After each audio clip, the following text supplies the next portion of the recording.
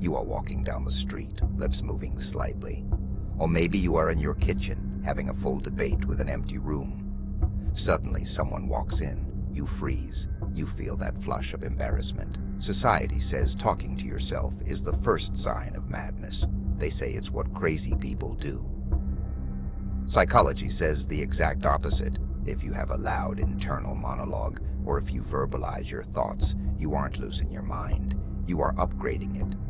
This is not a glitch. It is a feature of high-level cognitive processing.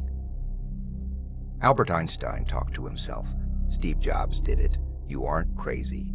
You are just thinking out loud because your brain is running faster than your internal processor can handle. Here are the 8 signs that your habit of talking to yourself is actually a hidden advantage.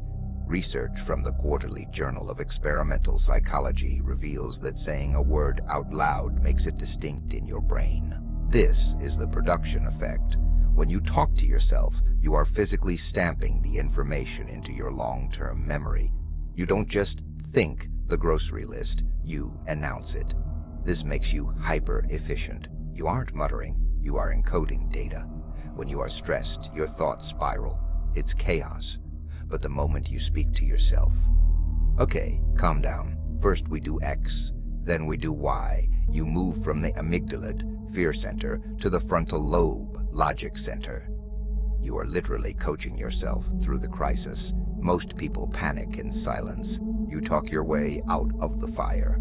Talking to yourself is a sign of high metacognition, experiencing your own thoughts from a third-person perspective. You aren't just thinking, you are analyzing your thinking. Why did I say that? Is this a good idea? This constant self-audit allows you to correct errors in real time. You are the player and the coach simultaneously. In a noisy world, it is hard to stay on track. By vocalizing your task, find the keys. You are creating a verbal tunnel. You block out the distractions.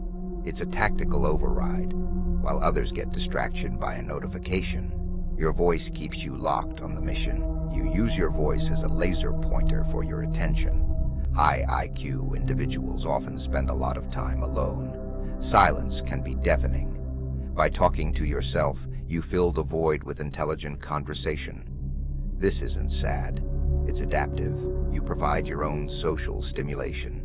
You are never truly alone because you are always in a dialogue with your own mind. And frankly, it's often the most intelligent conversation you'll have all day. Complex ideas are hard to articulate. Sometimes, a thought is just a cloud of abstract concepts. By speaking it, you force the cloud to become concrete structure. You talk through the problem. You are using your Broca's area, speech center, to structure your logic. This is why you often solve problems while pacing and muttering. You are physically building the solution in the air. Top athletes do this constantly. Come on, you got this. Focus. It's called instructional self-talk. It triggers a dopamine response. You are hacking your own reward system. When you tell yourself good job after a small win, you are reinforcing the neural pathway for success. You are your own cheerleader and your own drill sergeant. Why do you debate yourself?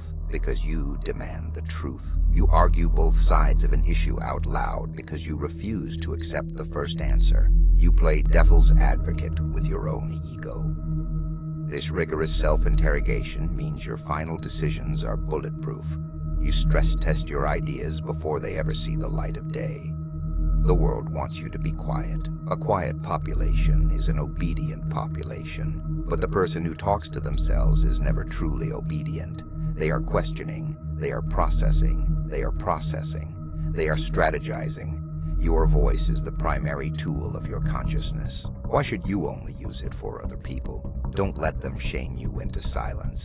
The next time you catch yourself muttering in the grocery store, don't look down. Keep talking. You are the only one in the aisle who is actually thinking.